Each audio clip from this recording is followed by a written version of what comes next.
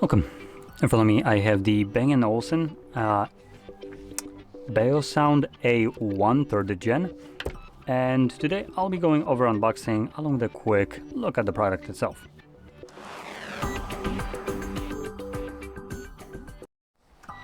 Yep, so let's get into this right away. I am sorry if I'm mispronouncing the brand name. I honestly have never know if I'm actually saying it correctly or not.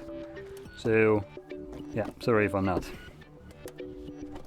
There we go. So there it is.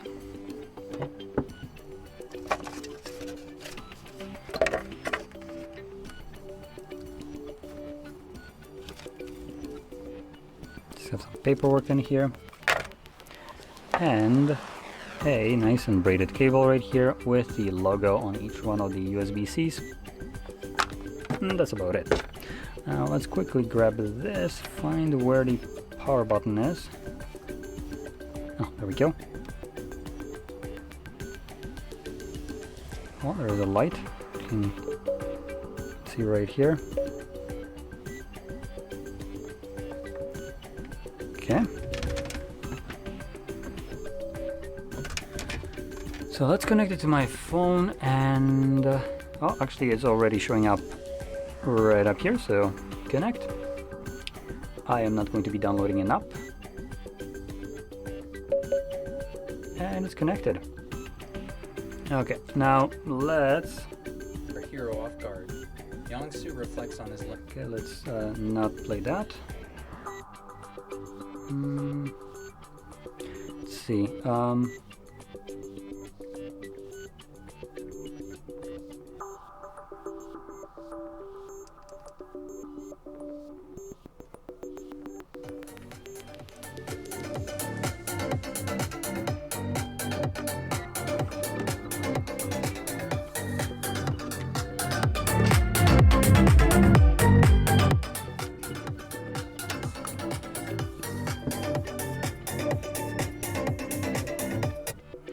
Just a little sound kind of preview right here. I don't know how well that will sound on the microphone that I'm using right here, but the speaker itself sounds alright. I wouldn't say it's mind-bogglingly like good or anything like that. And just as a little bit of a comparison, let's... So here is my old SoundLink Mini 1, and let me quickly just go to YouTube and play the same thing as a sound comparison.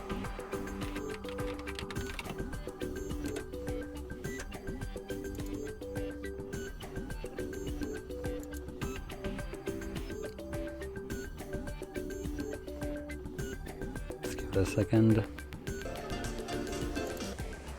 Skip forward a little bit.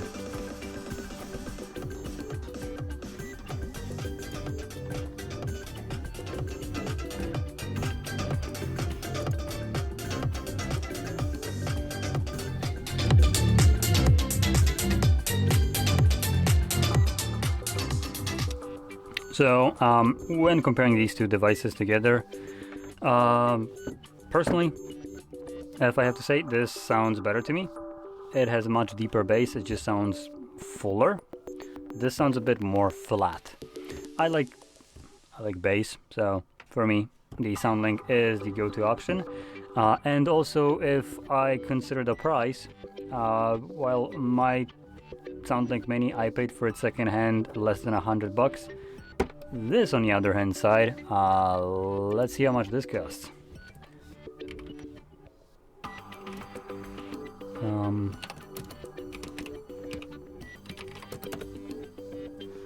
Let's see, this is the need to check the name again. So A1 3rd gen.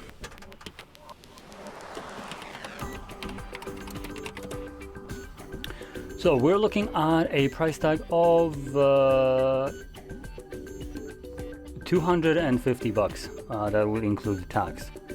and this is the kind of like the cheaper side. For some reason it seems like sometimes it's going to closer to like 350, depending on where you're buying it. So yeah, for 250 to 350, this is a massive like price uplift for something that I can personally get at a much cheaper price. Now it really depends on if you want the brand and the aesthetic of it. I do want to point out the aesthetic of it is pretty nice. It does have a, what looks to be an aluminum kind of front right here grill with a rubberized bottom side right here. So it does have a pretty nice aesthetic. The strap right here looks pretty cool with this little kind of like shortening thingy thing. I don't know how to call this, to be honest. Linear entire thing. No clue how to classify this. But it does have a modern minimalistic aesthetic, which I personally really like. But when it comes to price, I think and the sound quality, I think I would prefer to go for something cheaper that plays better. As a speaker, I do prefer something that just obviously will sound better, as that's what it's designed for, rather than look nicer. So it's just a personal kind of preference right here. If you're into maybe their sound, see, it seems like a good speaker, though still seems a little bit more on an expensive side. But objectively you do get a premium looking and feeling device. So I do want to put that into account. But that's about it. So anyway, if you found this very helpful, don't forget to hit like, subscribe, and thanks for watching.